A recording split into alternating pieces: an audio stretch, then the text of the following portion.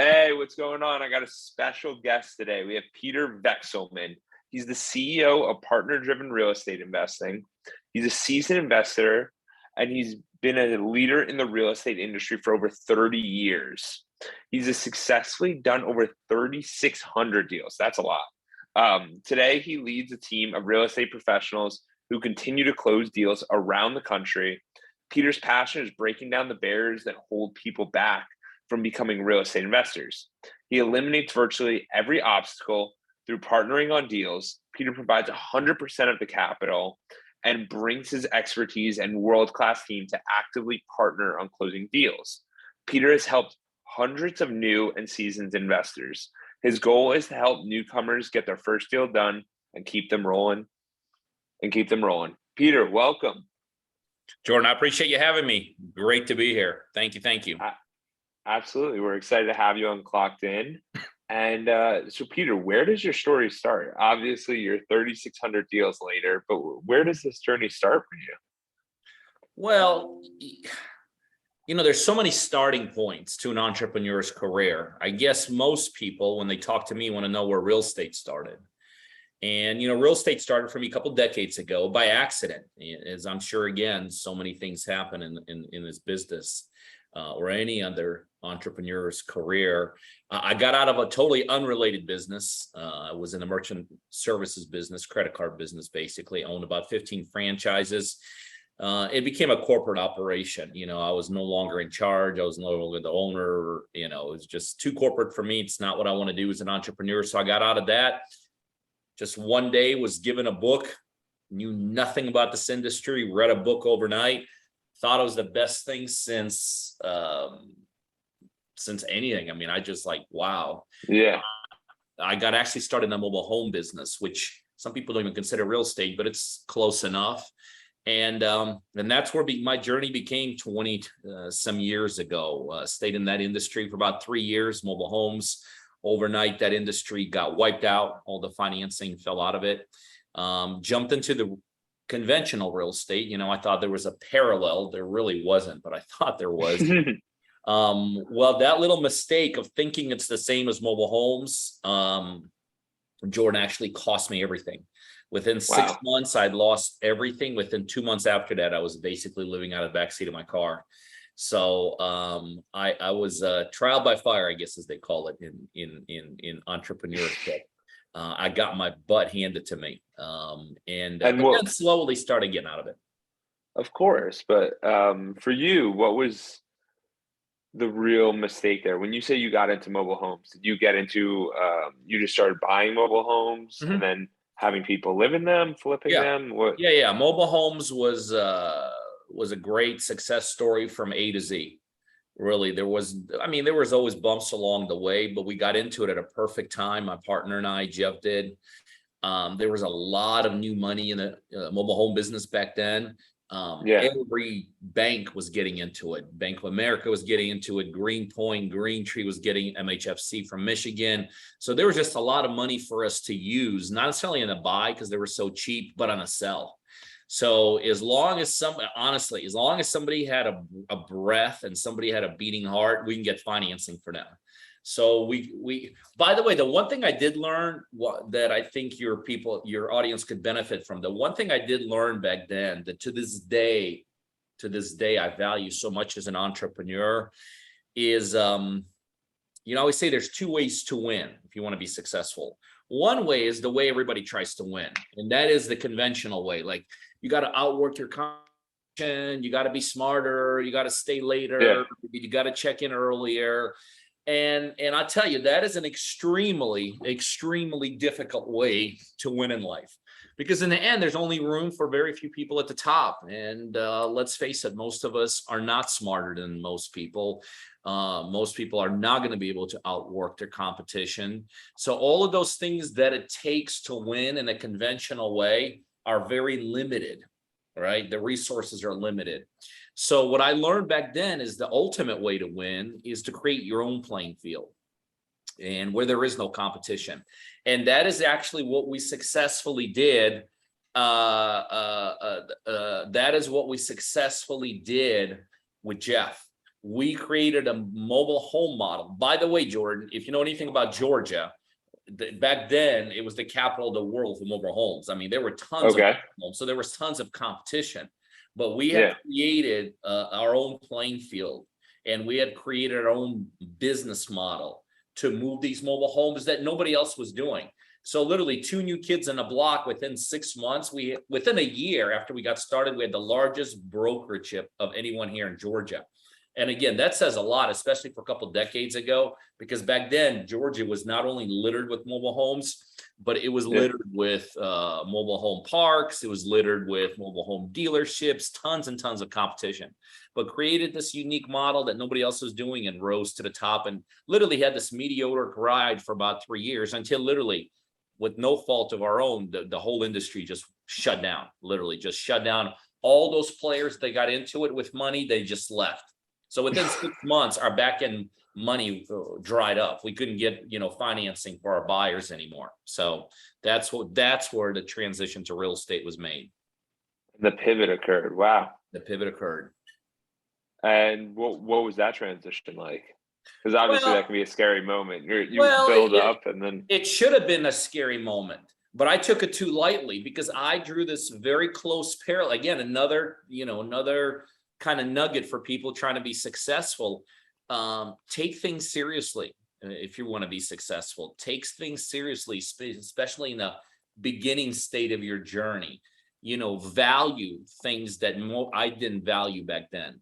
But anyway, I just took it too lightly. I thought, okay, mobile homes, real estate, no big deal. I literally went to 2 seminars, which you and I both know you can't learn an industry by sitting at a seminar for 3 hours. But I thought I did. I thought I could take everything I learned in mobile homes, everything I learned for those 3 hours at a seminar.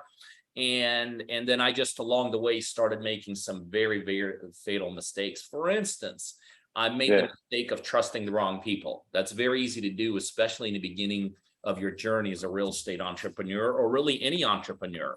I mean, I always tell people there's a whole industry that exists that preys on new people. You know what I mean? They're like looking for new people. They're like vultures. And when they see guys like me, I guess I had a stamp across my forehead back then that said newbie, inexperienced, come and take advantage of me. And because that was really what happened. I mean, pretty much every single person that was involved in my world at that point took advantage of me. And you know what? I don't even think taking advantage is the right word, because taking advantage seems like almost like you're trying to get empathy, or you have a very fatalistic view, and that's not what it was. It was my fault. I let it all happen. But the thing, and I made some other mistakes. I got in too aggressively. Another key, you asked me what are some keys to success. Another key to success is that for a lot of us, by the way, me included, if I'm in, I like to go all in. Well, you should only go all in when you have plenty of things that you could fall behind on and lose. If you're going to go all in when you have like nothing, right? You have like no room for error, that some mistakes could be catastrophic. And as I told you before, mine ended up being. So you have to learn when it's okay to go in, but you also have to learn when it's not okay to go in. And I will tell you, before you become a subject matter expert at something, before you could rely upon yourself, your people, your team, your organization to drive the ship forward, when somebody else is driving the ship forward, I think it's a very dangerous time to be all in into anything.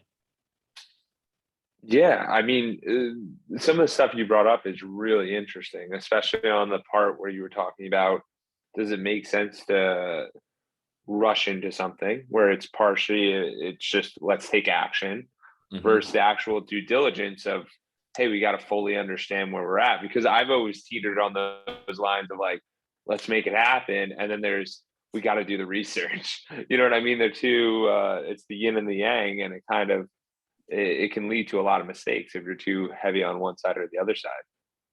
And again, there are times where it's okay to go all in when you're set up correctly. There are times to go okay all in when you have enough cushion. There's times to go in, right times to go in when you have enough information. When you don't want to go all in is when you don't know anything, you don't have enough information, you don't have the right people around you, you don't have the resources. It's like when you have nothing, then it's everything to lose. And that's what it did. The one thing I did have, I had some money back then, which was like the last thing I needed because that was like the only thing I had to lose, you know, and I lost it all. And Yeah. so, again, I don't want to make it seem to your audience that we as entrepreneurs should play safe. We shouldn't play safe. But I also want to, impart upon your audience, we as entrepreneurs should play smart. And Yeah. smart is always, always a faster way than just recklessly doing things. Yeah.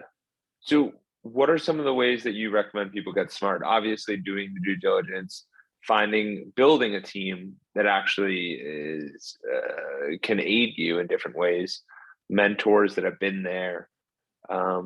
Anything else you think would be good? Well, there's one that surpasses all of them, and you kind of hit upon it, but it's the ultimate shortcut to success. And it's funny, I rely upon this concept that I'm going to share with you more now than I did 22 years ago. And it could be argued I need it now less since I am more equipped, I am smarter, I am, more this. Yeah. But the ultimate shortcut to success, in my opinion, is the ability to align yourself correctly with other people. Had I aligned myself, like what ultimately happened when I crashed, within 8 months, it was a disaster, pretty much living out of the backseat of my car. At that point, because I had no other options, I did align myself with a guy named Barton. Okay. And that became my 3-year journey to dig myself out of that hole. Had I had enough forethought, had I not had the wrong kind of attitude, because back then I thought alignment meant weakness. Had I not had that pompous attitude and aligned myself with Barton, not 8 months into my journey, but day one into my journey, I wouldn't have lost everything I would have had. I wouldn't have dug a $750,000 hole financially. I wouldn't have decimated everything that I had built up to that point. So the ultimate thing that I always tell people, the ultimate shortcut to success, like, I'll be honest with you, let's say if I do, and I do every once in a while, if I'm to start a brand new journey in something, right? Yeah. A lot of times people say you have to get educated, you have to get the right resource. I think all those things are important. But to me, if I'm going into something I don't know, I'm spending more time trying to figure out how I can align myself with the right. Like even now, look, 2 decades in this business, thousands of real estate deals completed, right? Well, guess what? Just very recently, we went into a brand new strategy in a real estate business. Like by now, I have the time, I have the resources, I have the infrastructure, I have the people, I have the team to actually handle a brand new strategy. Guess what? I didn't do that. I found basically what I consider to be myself, the top team in the country doing that strategy. I aligned myself with them, brought them inside my organization. And now as we're going into that new strategy, I'm leading the charge from a standpoint of within my organization. But I have all the confidence in the world knowing we're doing the right thing because of the team I brought on. So to me, the ultimate shortcut to success is the ability to align yourself with the right people and the right individuals. Yeah. And I think that's so important. And what are some of the ways you go about that? How do you dictate who's correct? Because like you said, mistrusting the wrong person can be an end too. Well, you're right. It's a double-edged sword. And I'll tell you what, especially in the beginning, it's the toughest. Like at the level, again, if I've been doing this for a couple decades, I've been in the same industry, I've achieved success. So when I'm aligning myself with somebody, it's very easy for me to put my feelers out and check somebody out, right? Because of the reputations, because of my credibility in the industry, because of the people I know. So the further you go along in a journey, I believe the ability to align yourself gets easier and easier and easier. And it also makes it actually, believe it or not, makes more and more common sense to do it. But you're absolutely right. In the very beginning stages, alignment, although is the ultimate shortcut to success, in my opinion, you're absolutely right. It could be a very difficult thing to do. And, so you go by the common sense, you go by common sense. Number one thing I realized, if somebody just wants to do something for you for nothing, just because they like you, that's probably not a good start, right? Because that's a good hook until, okay, let me go ahead and take advantage of you. If somebody has no ability to be checked out, like for instance, the reason I got so destroyed in my beginning stages of the real estate business was a very specific part of real estate, and that was the contracting side. The Yeah. contracting side just decimated me, right? Well, so let's say you're checking out a contractor. You're trying to align yourself with someone like that, or you're trying Yeah. align yourself with a supplier, or you're trying to align yourself with a mentor or coach. I always tell people, check them out. And if somebody is uncheckable, which, believe it or not, a lot of people are, because of their shady history and because of the things they do, that's a warning sign, right? That's a Yeah. warning sign. Talk to people. If you're going to align yourself, especially in the beginning stages, have communication with somebody.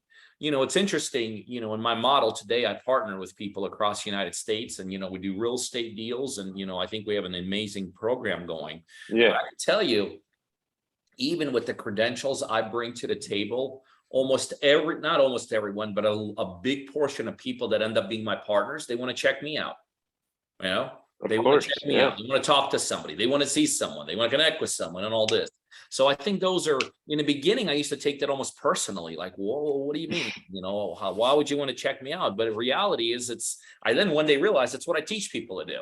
It's what I teach people to do. So really, the bottom line is be smart.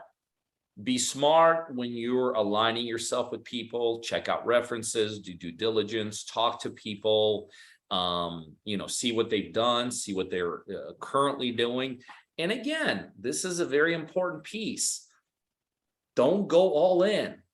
Don't go all in. Just because you meet a guy that seems to have the gold of the end of the rainbow, don't give him your last $10,000 if that's the last $1,000 you have, and he's telling you to do something you have no expertise in, no industry experience in.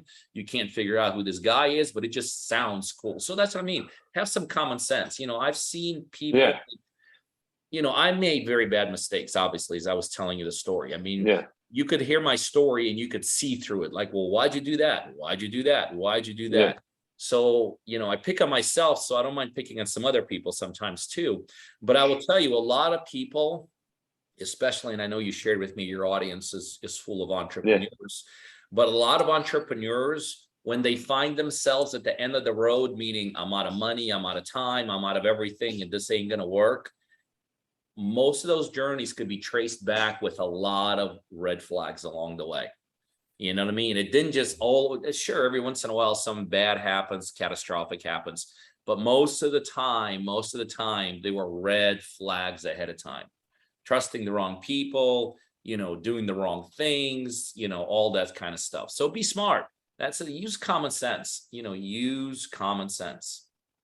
Yeah. And from what you're saying, it really comes down to understanding who you are and the habits that you're kind of building as you go. Like I see it happen all the time, like you're saying, where it's not a catastrophic event.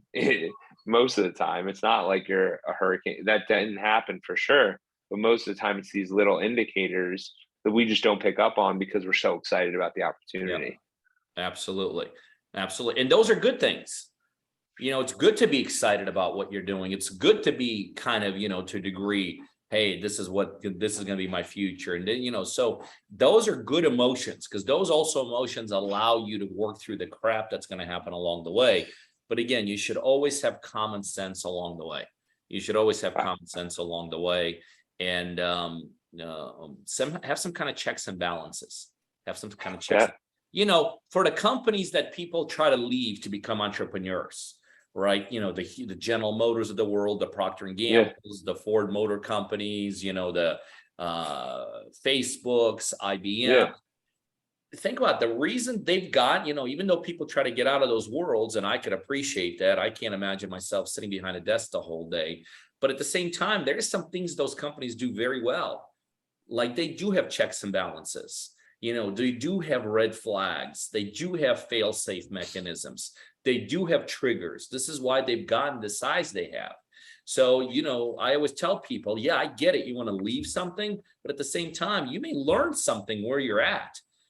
See how they operate. How did they get to be 100 employees? How did they get to be 30, 40, 50 employees? How did they get to be 2,000 employees, and to be that? So there's a lot of things these companies actually do right that a lot of us who want to become entrepreneurs could actually learn from.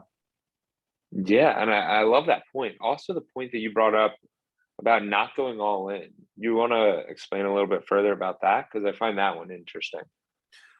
Well, I mean, that could be in many different fields or in many different aspects. But I think the one thing, and by the way, you hear this all the time. You hear these incredible entrepreneurs, they bet the house and they won. And then they, Yeah, well, the big one is, I'm here in Atlanta. The big one here is Ted Turner, this guy that owned the Braves, the CNNs. And there were multiple times in his career where he did financially go all in. And guess what? Every time he won. But guess what? Every time he put it all on the line, and I don't know. I mean, I'm not going to argue with the guy that's worth the kind of money Ted Turner is worth, but I'm just saying that it's okay, I think, to go in with all in with your effort. Matter of fact, you should go if you're going to do something. The effort should definitely be all in. All right, yeah, because I could tell you the other way is not going to work. The half-ass. I'm just going to put my tippy toe in. I'm just going to try it out. So the effort, the commitment, that's all in.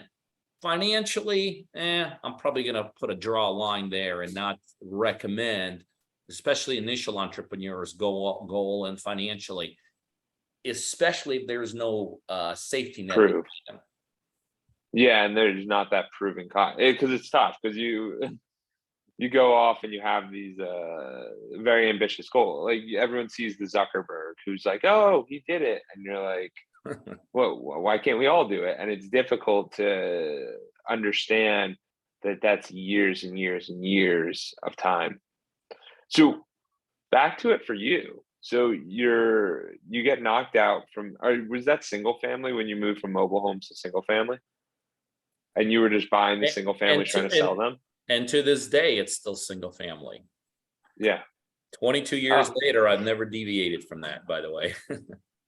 So it's the redemption. So what ended up happening that was the bring down, and then what allowed the bring back up, the comeback? Well, the bring down was what we talked about. I was pompous, I was arrogant, I didn't ask for help, I trusted the wrong people. Every person involved in the deal ripped me off. Contractors ripped me off from that standpoint. Realtors misrepresented the numbers. Money people gave you the wrong terms. So that was the bring down. The redemption was connecting with the right person. The pathway to getting me out of it was connecting with Barton, and then actually starting this whole process was aligning. But it's not just aligning, it's replicating and it's duplicating and it's being coachable and it's being a long-term player and it's being a visionary and it's being able to withstand incredible disappointments that come along. It's one thing to be disappointed when you got $1 million or $500,000 or $100,000 in your checking account. It's very different to be disappointed when you're flat out broke. You know what I mean? And you're constantly being, well, this isn't working, and this person doesn't want to sell, and this person doesn't want to sell. So it's, I'm pretty proud of the pathway that I took for those 3 years, because back then, even though I was on the right track and it was pretty evident pretty quickly I was on the right track, there was no financial rewards. I mean, just because I was digging out of such a deep hole that I dug for myself. And what did Barton help you do? What was his partnership in that assistance? Well, the biggest thing is he taught me who to trust in his business, because in the end, that's what cost me the most money. He also taught me everything. He taught me how to read numbers in real estate. He told me that real estate is not a market-driven business, it's a pocket-driven business. He got me refocused at single family, although I lost all my money in single family and I was trying to get out of it. He got me refocused. No, that's the pathway for you. He got me refocused that don't go wide, meaning don't do 20,000 different things. Go vertical. Go vertical. Get very good at one or two things and do those things. So that's ultimately what I learned from him. That to this day I still implement, and to this day that the things that I still follow and things I still do. Absolutely. So when did Partner Driven start? Because I know that's your project now. Well, it's more than a project. It's my life now. I say projects are things you try and do for a short period of time. What I do with Partner Driven, that's our life. But Partner Driven started several years back. I would say fairly successful as a real estate investor. We were rocking it out. We actually had set up about 17 locations across the United States in which we were doing deals. Atlanta, Okay. the hub, we had a location in Jacksonville, Florida, all the way to West Coast, California. So what I had learned during that time of being a single investor, I was a single investor, but I had a tremendous team. I had a tremendous organization. We were just knocking this business out. But what I learned back then is how to do things remotely, which if for anyone that doesn't know real estate, that is an art form. Doing things remotely, it's like, the difference between, I'm going to drive a car as opposed to I'm going to drive a Formula One race car. They're both cars that have nothing to do with each other. But doing things remotely is very much a skill set and art form in the real estate business. So I had learned that as an investor. But what happened is we wanted to figure out, how do we start doing deals beyond those 17 locations? How do we do deals across the United States? Like if there was opportunities in places we didn't have physical locations, how can we take advantage of them? And that's where Partner Driven was born. We had initially kind of put the word out that, hey, if anyone out there in the United States finds a deal, we'll step up to the plate. We'll provide you the capital. We'll kind of work you through the deal. And then on the back end, we'll split profits. And it caught on the name. The mantra was, you find it, we fund it. And I'll tell you, Jordan, that concept took off. It took off so much that even Hollywood called me. And they wanted to do a reality show on us because they're like, wow, this is incredible. A real life guru helping real life people do deals and splitting profit. And it sounded really cool. And obviously that was the initial inception of where Partner Driven is today. But the execution was not cool. And as a matter of fact, the first year in Partner Driven model, doing deals with people across the United States, financially was a disaster. I had lost hundreds and hundreds and hundreds and hundreds of thousands of dollars, because we didn't have the right systems in place. We didn't have the right matrix in place. And it took us a year or two just to right the ship back then. And years down the road, here's where we are today. Today, all of our deals are done with everyday people across the United States. And the best way I could describe, Jordan, what we do today is we provide what I call our essential pillars of success if you're going to be a real estate investor. If in the investing game, just like I'm sure in the merchant services game, just like I'm sure in the accounting game and the engineering game, there are certain must-haves. Like if you don't have them, you ain't going to be successful. Well, real estate has several of those. They have these, what we call pillars of success. And unless somebody really masters these pillars at the very highest levels, they're not going to be very successful. Matter of fact, truth be told, and I hate sharing this, very few people do become successful in real estate. If you look at how many people get in and want to do it, the reality on the back end, very few people ever do become successful where they actually are able to make consistent money. And that's because they never master these pillars. And so what Partner Driven is, Jordan, in essence, at Partner Driven under one roof, we do provide all of these pillars that are necessary for someone to be successful. So now when somebody becomes my partner in Partner Driven, number one, we coach them. One of the key components of being successful in anything, by the way, this is not just real estate, but is you have to know what you're doing. That's a non-negotiable.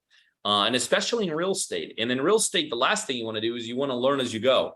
You could sneeze the wrong way in real estate and lose, $20,000. So we coach partners up on a daily basis. And then we start doing unique things that nobody else does under one roof. For instance, we actually spend money in the cities where our partners are located, and we generate leads and opportunities for them. So we handle the marketing piece for them. To be a successful real estate investor, you need to have access to technology to make decisions, to get information. We have absolutely the latest and the greatest technology for our partners. My back office handles all the back office issues for my partners across the United States. They handle the contracts, inspections, to coordinate closings. They coordinate buyers, sellers, you name it, they do it. Then I do something that, as far as I know, nobody else is going to do for them. I provide them as much money as they want to do as many deals as they want. So when somebody becomes a partner of mine, they spend no money out of pocket on deals. I provide all that to them. And then my construction team gets into these cities, helps them fix it, which is critical. Because again, if you know anything about real estate, where you're going to bleed the most is on the construction side. So we help our partners with that. Our team of realtors put these properties in the market. We sell them and split the profits down the middle, 50-50. And that is the partner-driven model. And, we've been doing this for years. I'm no longer a single investor, meaning I don't no longer have my own investment company looking for deals. Now my team and myself, we help partners across the United States, support them in this model. We got incredible success stories from our partners buying planes for themselves, to our partners retiring from their jobs, to our partners going from, totally decimated financial positions when they started with us to absolutely killing it in life when it comes from that side. So that's the partner-driven model, and that's who I am, and that's what I do now. Yeah, absolutely incredible. I love the pillars with coaching, giving the marketing, helping them figure out where to go, the technology. It Yep. really does make a difference. So for you, what caused you to go about this approach? Because like everybody else I've heard is, hey, it always seems like it's one side or the other. Like we can help you with the deal, or we can help you with it. Like need your money. Like it's By the yeah. way, I don't know if you understand what you just said, but this is why less than 3 to 5% of people ever become successful in real estate business. Real estate is not an organized industry, real estate investing. It is a very disorganized, disjointed operation. And that's exactly what happens. So an average investor does exactly what you just said. They go to one guru to learn some information, right? And by the way, there's plenty of top-notch, unbelievably incredible teachings out there as far as real estate investing is concerned. But so they go somewhere to learn, then they go out and they like, okay, well, now that I've learned this stuff, I got the concept down. So now they're like, okay, now I got to go find a deal. So let me try to figure out what kind of marketing. Okay, so they Google real estate marketing. And by the way, that's exactly what happens. And there's No, thousands of, you know what I mean? Thousands of different marketing schemes out there, and some good and some not so good. So you're just trying to figure out which one am I going to do.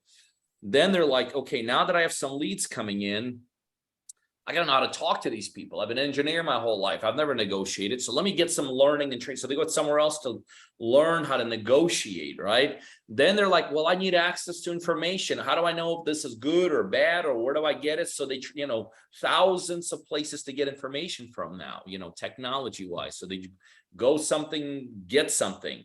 But then they're like, well, I need money. So, okay, so let me Google hard money lenders, right? And you have no idea, but that guy's going to make more money than you are on the deal, right? And then you're like, okay, then then the big part, right? If you ever get to this next part, it's construction. And that's a total sinkhole, right? That's where everybody gets taken advantage of, especially if you're new. Then you try to sell it. And the bottom line is, this is why it doesn't work. It's no different than me telling you, Jordan, okay, let's go build a Rolls Royce. And, come here to Atlanta, and there's about 20 different junkyards here. And let's go piecemeal it here and bring it together and put it together. It's not going to work. Doesn't work in real estate either. And this is why there's such such an abysmal success rate in this industry. And that's what we've done here at Partner Driven. We brought everything under one roof. And that's the key component. That's the key. We no longer have to chase different parts and pieces. If you want to be successful, you can get it all with us under one roof. Yeah, which is massive, because I was listening to another podcast yesterday, and it was talking about a couple, and they ended up buying a condo. They didn't even know about the HOA fees, the taxes, the insurance. They didn't realize how much the cost was. They get into the place and they're like, it's too expensive. We can't even afford it. And I say that just because if you start to add the construction element, the realtor element, the this, and the that, and it's intimidating. You have no idea where you're going, and you feel like you're getting spun around because everyone's like, I can help. I can, where to go. And this is why so few become successful. And unfortunately, you could even take it a step further, Jordan. It's not that so few become successful. Most people leave with a lot of battle scars, financial battle scars, credit battle scars, stress battle scars, never to be seen again. So yeah, you're absolutely right. This business is littered. I hate to say it. This business is littered with unsuccess stories, especially on the newbie investor side. Absolutely. So I know we got a couple more minutes. So what do you think about the market currently? I know that there's prices have gone up very quickly, and I think you know that too. What do you think about all this? Well, more than that, what's taking place in the economy is a much bigger deal than the prices going up or the prices going down. I mean, let's face it, we're in a recessionary times. Interest rates are through the roof. Inflation, nobody knows when that's going to stop. But what that does is that creates opportunities. What that creates is motivated sellers. This is the time where an average person watching TV, or not even watching TV, watching what happens to their 401ks, or, being part of a company that announces job freezes or layoffs. They want to divest in the liquid. It's when people get scared. Well, as investors, this is what our business is all about. We help people that have these circumstances. So we have a huge new set of people that are looking to get rid of their properties. So that's a good thing. On the other side, we also have, believe it or not, less competition, because just like on this side of a lot of scared individuals, there's also a lot of scared investors. So the playing field, believe it or not, is actually emptying out. So more opportunities because there's more motivation on his side.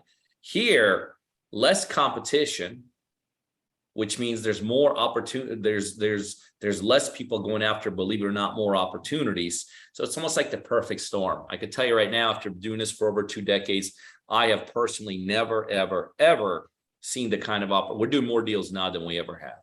So right now is an incredible time to be in the real estate investing business. Absolutely. Yeah. I mean, there's a lot of people cold from COVID. There was a lot of people scared. Can't do that. Can't do this. And I actually ended up getting my first place in March of 21. And it's up 50%. Like there's nothing beating it.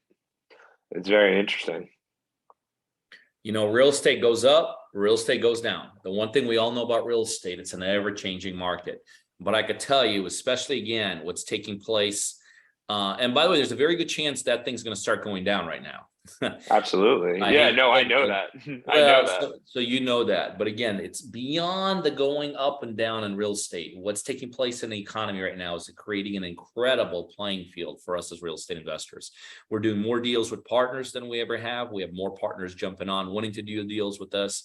So in our industry, they said we're going to down economy. We're not in our world. We're in an up economy. You choose which side of the equation you want to be on. Yeah, absolutely.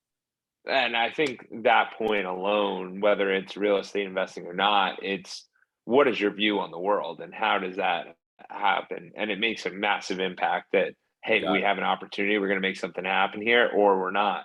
So how do people check out your program? Couple ways. Number one, if somebody wants to check me out along with the program, best way I tell them is just connecting with me through social media. Like for instance, they go to Instagram.com/my name, Peter Vekselman. I'm sure it's on a screen. Yeah. We'll put that. So if they want to connect with me, and if they go to Instagram, just go to the link in my bio. But if you've gotten links from Kristen in my office, then I'm sure you have some. Yeah, the affiliate links. Yeah. Just hit the link and put your information in. Myself, the team member will touch base with you, and we'll see if we're a good fit. So again, if you want to check me out, go to Instagram.com/Peter Vekselman. If you like what you see there, follow me, go to link in my bio, and you'll be able to connect with me. Or if you're ready to jump in and ready to talk business and ready to figure out if we're a good fit for each other, most importantly, if you're ready to make money in the real estate investing, Jordan's got some links here below. Probably just hit the link, put your information in there. Myself and my team members will touch base. We'll see if we're a good fit, and then we'll be rock and rolling. Off we go to the races. Absolutely. Yeah, I'll definitely put all that in the show notes. I got a couple more questions, Peter. What do you think has allowed you to have the most success, like have financial success for you? Well, again, it's the basic principles of you don't quit. Another thing that I've learned that I love to share with people is the reason I think so few become successful, they don't know how to correctly evaluate their journey to success. So many people judge success, especially in the beginning, based upon how much money am I making? How many deals have I done? What are my results? Totally wrong. So what they do is then they pigeonhole, they put success into a box Whereas in the beginning, it's, success should be judged by activity based, by what's taking place, the measurable kind of things. So the understanding of how to correctly judge your journey to success, Jordan, I think is one of the key components of being successful. By the way, this is another reason why you better align yourself with someone. This is one of the things we do for our partners here, is we literally put mile markers. We judge, we tell them where they are in their journey to success. Been there, done that. They align with myself. I've done over 3,600 deals. I could judge somebody's road to success, especially as it's tied into the real estate investing business. But if somebody listening to this, if this is not for them, meaning in real estate, another important reason why they want to align themselves with someone more successful. Yeah, I think that's huge, because when I was going through this, in the regard of figuring out what does success mean to me, one of the things I always utilize, like, there's the monetary success, but I know a lot of millionaires who are very sad. So is it the happiness scale? Is it what is it the scale for you that dictates your happiness? And I'm asking this to the audience just because it's really important, because you can set yourself up for a lot of pain if you just focus on the monetary success point, as we said. Awesome. And then my last thing is, what do you think tends to hold, and we kind of covered it, but what do you think tends to hold back first-time investors? Because I know that's where you definitely help out. It's the mistakes I made. It's trusting the wrong people. It's not having the right information.